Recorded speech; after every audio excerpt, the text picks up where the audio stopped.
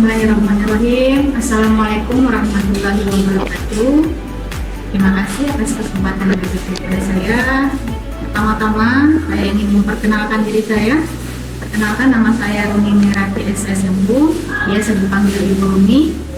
Saya merupakan dosen tetap di institusi Universitas Megarizky.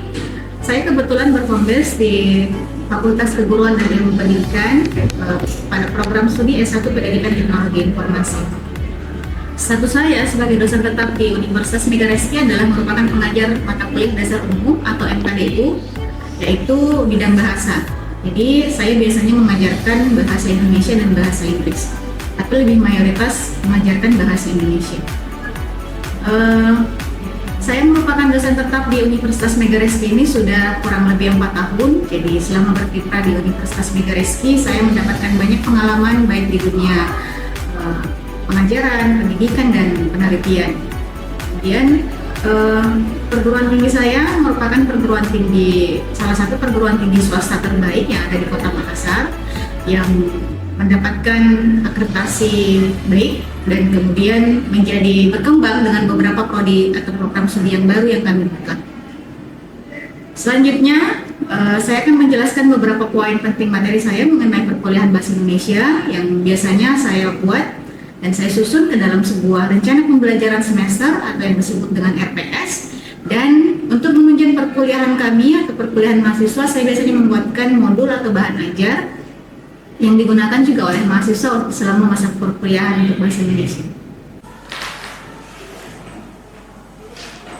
Oke, Assalamualaikum warahmatullahi wabarakatuh. Waalaikumsalam warahmatullahi wabarakatuh. Terima kasih adik-adik sudah hadir pada kelas saya hari ini. Sebelum kita memulai perkuliahan hari ini, ada baiknya kita untuk melakukan doa bersama sesuai dengan keyakinan dan agama masing-masing ya. Berdoa dimulai.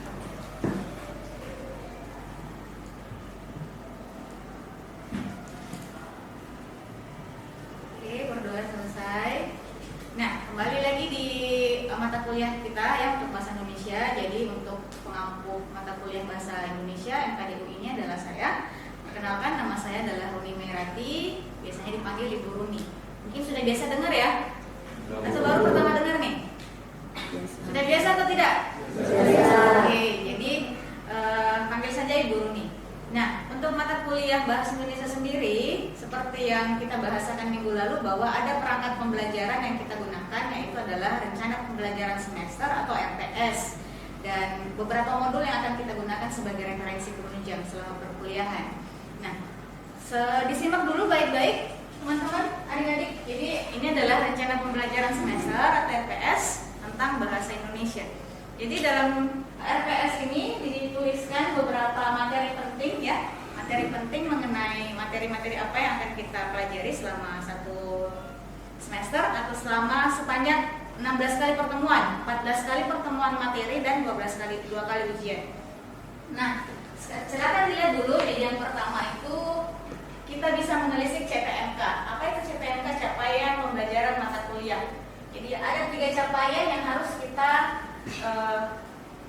hasilkan dalam mata kuliah ini ya. Jadi yang pertama itu mendeskripsikan sejarah perkembangan bahasa Indonesia, kemudian bahasa Indonesia sebagai media komunikasi, fungsi dan kedudukan bahasa Indonesia itu sendiri. Kemudian yang kedua ada menjelaskan ragam bahasa atau ciri-cirinya juga seperti apa. Ada yang tahu ragam itu apa? Jenis bahasa ya. Jadi kita akan mempelajari yang mana yang disebutkan bahasa baku, tidak baku, bahasa formal, non formal, semuanya akan dibahas di situ di CPMK 2. Kemudian yang ketiga, CPMK 3 menganalisis dan mampu menulis artikel, menyusun pidato, menulis resensi, serta mampu melaksanakan presentase ilmiah dengan baik. Jadi tujuan akhir dari materi perkuliahan untuk bahasa Indonesia adalah kalian harus mampu menuliskan artikel. Apa itu artikel? Ada yang tahu contoh artikel? Yang di sana mungkin yang baju merah. Bisa? Contoh artikel apa? Ada yang tahu tidak? Skripsi yang paling sederhana, atau jurnal, buku, itu adalah artikel. Jadi di akhir studi kita akan mempelajari bagaimana menulis skripsi ya, yang notabene-nya merupakan tugas akhir dari setiap mahasiswa di perguruan tinggi. Ya, Ya tak? Jadi kalau sudah tahu menulis artikel yang baik, pasti sudah tahu menuliskan skripsi yang baik.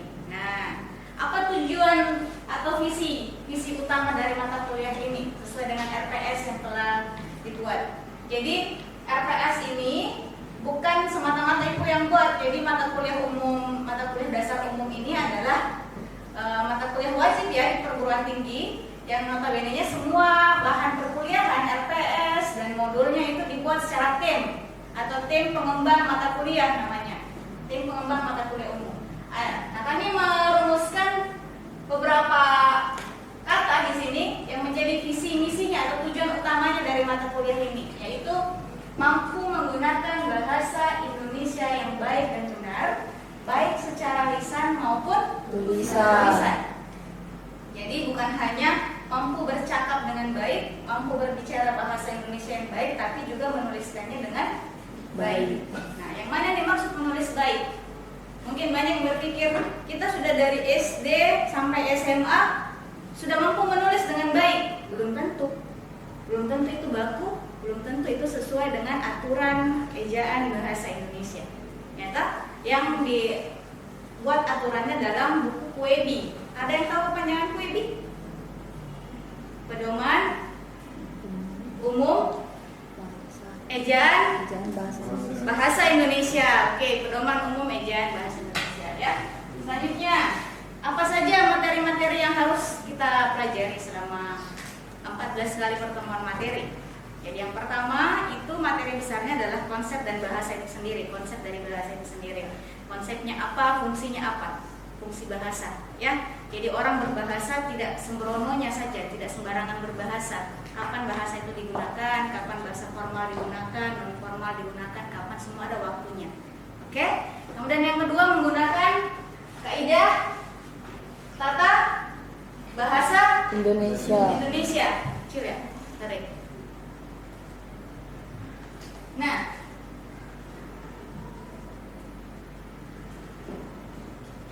ya, menggunakan kaidah tata bahasa Indonesia. Jadi kapan digunakan huruf besar, huruf kecil, kapan dimiringkan, kapan menggunakan garis miring, titik dua, titik koma, tanda tanya, tanda seru, itu semua akan digunakan di situ, dibahas di sini. Menyusun kalimat sesuai dengan kaidah tata bahasa Indonesia. Jadi materi yang ketiga yang akan kita bahas dalam perkuliahan bahasa Indonesia ini adalah kalimat. Jadi tadi sudah ada tanda-tanda bacanya. Unsur terkecil dari bahasa adalah font atau bunyi ya. Itu A, I, U, E, O. Itu bunyi vokal dan apa? Konsonan, ya tak? Nah, terus sudah ada tanda baca, tanda titik, koma, titik dua, tanda seru, tanda tanya dan lain sebagainya. Selanjutnya pindah ke kalimat, ya. Jadi pembahasan kalimat ini itu menjadi unsur yang penting juga karena biasanya kalau berbicara pengalaman ya, adik-adik itu biasanya lama menuliskan sebuah skripsi. Kalau banyak dicoret-coret skripsinya, kalau banyak yang okots misalnya penulisan, salah penulisan, itu di kalimat. Itu yang bikin biasanya lama bimbingannya. Biasa salah penggunaan huruf besar, salah ejaan, kemudian yang lain-lain terkait ejaannya. Jenis-jenis artikel ilmiah, jadi materi yang keempat kita akan belajar tentang jenis-jenis dari artikel ilmiah. Ya, misalnya jurnal, buku, apalagi laporan yang biasa kalian buat. Laporan praktikum, ya, itu semua adalah jenis-jenis artikel ilmiah. Terus yang kelima, rangkuman buku dan karya ilmiah. Jadi kita akan belajar membaca cepat, teknik membaca cepat, kemudian meresensi sebuah buku. Jadi bukunya misalnya ada 150 halaman, ya, 150 halaman. Cara meresensinya adalah tidak dibaca semua. Jadi ada teknik-teknik yang akan kita pelajari bagaimana meresensi buku itu. Oke. Nah itu, terus ke materi selanjutnya tentang penulisan artikel ilmiah. Jadi langsung praktek ini maksudnya. Setelah tadi sudah dapat materi tentang jenis-jenis artikel, kalian langsung masuk ke prakteknya. Kalian akan membuat, dia akan dibagi per kelompok ya. Jadi ada yang membuat proposal, ada yang membuat makalah, ada yang membuat mini skripsi misalnya, ada yang membuat laporan, kemudian ada yang membuat mini buku ya.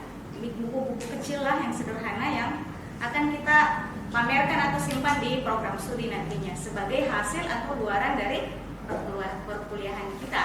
Nah, gitu. Terus tadi sudah termasuk juga teknik penulisan karya ilmiah, ya. Jadi lebih signifikan lagi bagaimana kita menuliskan karya ilmiah yang baik. Dan terakhir adalah teknik presentasi ilmiah. Jadi apa itu teknik presentasi ilmiah? Ada yang tahu? Ada yang pernah ikut lomba gitu? Lomba karya ilmiah, penulisan karya ilmiah. Lomba pidato ada? Nah, itu kalau pernah ikut lomba pidato berarti itu adalah salah satu bentuk presentasi ilmiah. Yang saya lakukan juga ini adalah presentasi ilmiah, ya. Jadi tidak sembarangan orang yang berbicara di depan umum itu bisa dikategorikan sebagai presentasi ilmiah. Kapan dia bisa dikategorikan presentasi ilmiah? Ketika dia bisa menggunakan bahasa Indonesia yang baik dan benar pada saat presentasi. Itu namanya presentasi ilmiah. Oke. Nah, itu untuk materi-materinya, ya, referensinya. Saya menggunakan referensi utama itu dari buku Pak Widardo, Bahasa Indonesia untuk Perguruan Tinggi, kemudian Balai Pustaka, dan ada bukunya Pak Santoso Budi Kusno. Sebentar kita bisa perlihatkan sama kalian semua, ya. Nah, ada beberapa buku pendukung juga. Nanti boleh dilihat, ada buku Pak Triyatna, Pak Mulyadi, Pak Wijono, Pak Raharji, Saroni. Nanti kita bisa bagi lagi materi-materinya seperti apa, ya. Nah, apa-apa perangkat pembelajaran yang digunakan untuk mata kuliah kita. Jadi seperti mata kuliah yang lain pada umumnya. Jadi Windows ada slide presentasi menggunakan PowerPoint, baik itu PowerPoint yang dibuat oleh saya ataupun PowerPoint yang kalian buat pada saat presentasi kelompok misalnya, ya. Terus ada notebook, LCD, whiteboard, dan segala macam. Setelah kita membahas beberapa pekan yang lalu mengenai RPS, kemudian materi-materi apa saja yang pernah kita lakukan, yang harus kita kerjakan, ya, untuk perkuliahan kita bahasa Indonesia ini, kita lanjut lagi ke ke pembagian materinya. Jadi ini adalah materi yang pertemuan kedua. Kalau kalian perhatikan di RPS yang beberapa saat sudah dijelaskan. Jadi pertemuan 2 ini membahas soal fungsi dan kedudukan bahasa, ya. Jadi fungsi dan kedudukan bahasa. Nah, kita masuk ke pengertiannya dulu. Jadi soal pengertian bahasa itu sendiri adalah salah satu kebutuhan dasar manusia. Apa itu kebutuhan dasar manusia? Ialah berkomunikasi.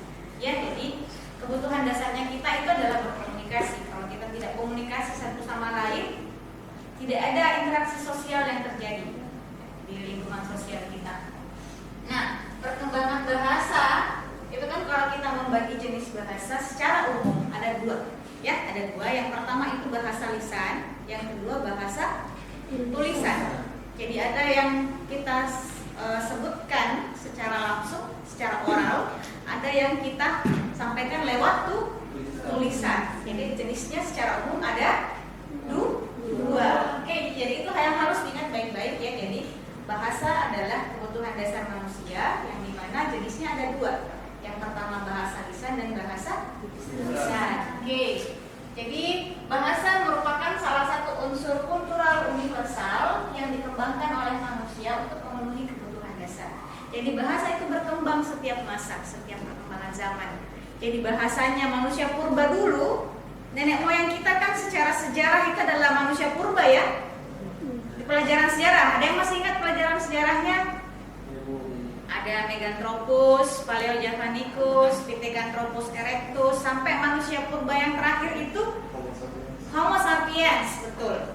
Ya, jadi perubahan bahasa yang digunakan oleh manusia dari masa ke masa itu semakin ada perubahan, semakin ada perbaikan lah istilahnya. Jadi akan kita bahas juga nanti setelahnya. Nah, setelah itu, setelah beranjak dari pengertiannya, kita berpindah ke konsep bahasa. Jadi ada 2 poin penting di sini, teman-teman, silahkan diperhatikan dengan baik. Konsep bahasa itu fungsi utamanya adalah memenuhi kebutuhan dasar manusia dalam berkomunikasi. Jadi tidak bisa dinafikan lagi bahwa kebutuhan itu adalah berbahasa. Kalau kita sebagai manusia, kebutuhan kita bukan hanya makan, ada istilahnya sandang, pangan, papan. Makan, tidur,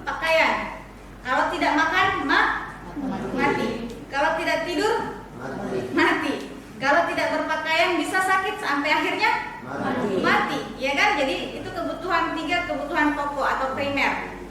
Sandang, pangan, papan. Nah, kebutuhan sekunder yang dimaksud di sini kebutuhan dasar manusia adalah berkomunikasi.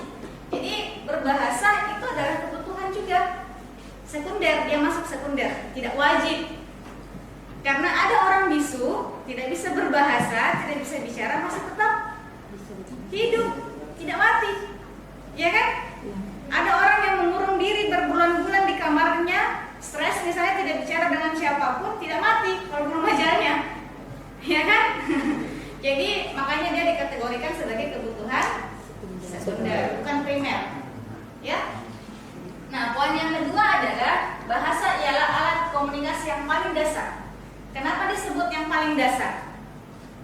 Karena kemampuan pertama manusia saat menginjakkan kaki di muka bumi ini adalah berbahasa. Ada yang membantah? Alasannya adalah ketika misalnya seorang bayi lahir, bahasa pertamanya adalah apa? Menangis. Apakah menangis itu adalah bahasa?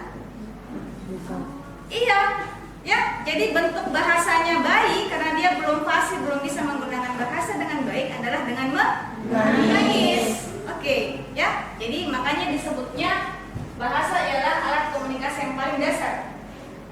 Kenapa lagi disebut paling dasar? Alasan lainnya adalah karena diajarkan sama orang yang paling dekat dengan kita. Bahasa itu diajarkan oleh orang yang paling dekat dengan kita.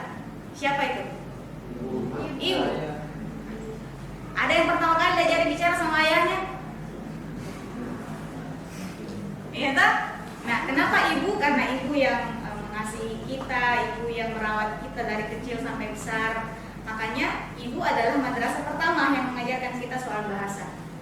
Jadi orang Bugis misalnya, kenapa dia bisa menggunakan bahasa Bugis? Karena emaknya hari-hari pakai bahasa Bugis. Kenapa yang bahasa Jawa bisa medok sekali? Karena ibunya medok, ya kan? Kenapa yang bahasa Makassar bisa tahu dari lahir pakai bahasa Makassar? Karena ibunya orang pertamanya, madrasah pertamanya menggunakan bahasa Makassar. Jadi begitu, makanya dikatakan bahasa adalah komunikasi yang paling dasar. Nah, gitu ya. Oke, next slide. Ibu mengutip 3 poin penting pembahasan bahasa dalam buku ensiklopedia. Apa di situ poinnya? Yang pertama, bahasa sebagai unsur budaya. Jadi dalam sebuah buku istilahnya kitab ilmu ya, kitab pendidikan, itu namanya buku ensiklopedia. Kalau kalian buka di Google, itu banyak sekali yang kita bisa baca dari ensiklopedia itu. Kayak kumpulan-kumpulan semua ilmu di situ di ensiklopedia. Nah, bahasa sebagai unsur budaya poin pertamanya. Apa itu? Jadi ketika kita menggunakan sebuah bahasa, itu penanda budaya kita. Maksudnya apa? Kalau saya fasih, biasanya kalian bisa melihat saya menggunakan bahasa Makassar tanpa kalian menanyakan ke saya, ibu asal dari mana, bahasa sehari-harinya apa, saya sudah bisa menebak bahwa saya orang Makassar. Baru misalnya mendengar Kamila yang logatnya misalnya nada-nada bicaranya seperti baru, saya tanpa harus menanyakan ke Kamila bahwa asalmu dari mana Kamila, saya langsung bisa menebak bahwa dia orang baru, budayanya baru. Jadi secara tidak langsung bahasa itu dikatakan sebagai penanda unsur budaya, gitu ya. Misalnya contoh yang paling signifikan di sini mungkin yang paling berbeda di antara kalian, si Wene, yang asalnya dari Papua Barat, ya kan? Nah, tanpa kita menanyakan dia dari mana, bahasanya saja yang dia gunakan, kita langsung bisa menebak bahwa dia orang Papua, karena berbeda dengan bahasa yang kita gunakan sehari-hari, gitu ya. Nah, yang kedua, bahasa sebagai penanda stratifikasi sosial. Apa itu stratifikasi? Kasta sosial. Tingkatan sosialnya orang, mulai dari kalangan di bawah, menengah, kemudian kalangan atas, dan high class. Yaitu paling rendah, biasa-biasa, middle, sedang-sedang, kemudian high class. Nah, ketika misalnya orang tersebut bisa menggunakan bahasa yang baik, biasanya ya, dia pasti tidak lepas dari pendidikan yang bagus, ya kan? Didikan orang tua yang bagus, lingkungan sosial yang baik, kemudian tingkat pendidikannya pasti tinggi. Makanya kalau mau dihitung atau dinilai sebagai mahasiswa, jangan lagi menggunakan bahasa-bahasa yang aneh, yang jelek, yang tidak menandakan identitas kalian sebagai mahasiswa, guys. Nah, gitu ya. Jadi kalau mahasiswa, Pak, gunakan kata-kata mahasiswa yang maha dan siswa. Jangan lagi gunakan kata-kata siswa. Yang mana itu kata-kata siswa yang masih cabe-cabean, yang masih alay, gitu. Nah, itu harus ditinggalkan karena kalian bukan lagi siswa, tapi sudah maha Siswa. Oke. Jadi kadang itu kita bisa melihat ya lingkungan sosial kita ada yang tukang becak, tukang bentor, sangat-sangat berbeda bahasa yang digunakan dengan orang-orang misalnya yang berprofesi dengan sebagai menteri misalnya, atau anggota dewan, atau dokter. Jadi makanya dikatakan bahasa itu penanda stratifikasi. Dari bahasanya orang sopan tidaknya, bagus tidak bahasa yang digunakan, kita bisa menerka-nerka ya, walaupun belum bisa memastikan, tapi bisa menerka-nerka profesinya apa, kerjaannya apa, dia tinggal di mana misalnya, bagus tidak lingkungannya, gitu ya. Oke. Yang ketiga, bahasa sebagai simbol budaya suku bangsa. Ini yang paling nasional, yang paling umum, luas cakupannya. Kenapa dikatakan sebagai simbol budaya suku bangsa? Karena misalnya ada yang bepergian ke luar negeri, entah itu jadi TKW atau kerja atau studi abroad, studi ke luar negeri misalnya, tanpa kita memperkenalkan diri ke penjual-penjual yang ada misalnya di luar negeri, di Malaysia, di Singapura, kalau kalian ke luar negeri menggunakan bahasa Indonesia saja, orang langsung bisa menebak bahwa oh dia orang Indonesia, ya kan? Makanya dikatakan sebagai penanda suku bangsa kita. Nah, bahasa Indonesia adalah penanda identitas bahwa kita adalah WNI, warga negara Indonesia. bukan Inggris. Bukan. Oh bukan, kira warga negara Inggris. Nah oke, jadi fungsi dan kedudukan bahasa Indonesia yang paling terakhir itu ada poin kelima ya. Bahasa Indonesia sebagai pengembangan kebudayaan nasional, ilmu dan teknologi. Kenapa dikatakan demikian? Karena lagi-lagi bahasa dan teknologi itu tidak bisa terpisahkan. Ya, misalnya wawasan keilmuan, perkembangan keilmuan, ya, kemudian perkembangan kebudayaan nasional, perkembangan ilmu misalnya dalam proses penulisan buku. Sebagai WNI, warga negara Indonesia yang baik, kita dianjurkan atau dihimbau untuk menulis buku ataupun karya ilmiah apa saja yang kita buat itu menggunakan bahasa Indonesia pastinya. Kalaupun misalnya diharuskan karya ilmiah itu untuk menggunakan bahasa Inggris, tetap karya aslinya harus menggunakan bahasa Indonesia, kemudian ditranslate ke bahasa yang lain. Terserah bahasa lainnya apapun itu, mau Inggris kah, mau Korea kah, mau Jepang kah, terserah. Yang jelas original karyanya itu harus menggunakan bahasa Indonesia. Nah, gitu. Terus perkembangan kebudayaan. Jadi bahasa dan budaya itu istilahnya ibaratnya dua sisi mata uang yang tidak bisa dipisahkan. Ketika kita berbicara bahasa, pasti ada budaya di situ. Ketika berbicara budaya, yang kita pelajari adalah tradisi, pasti ada bahasa di situ.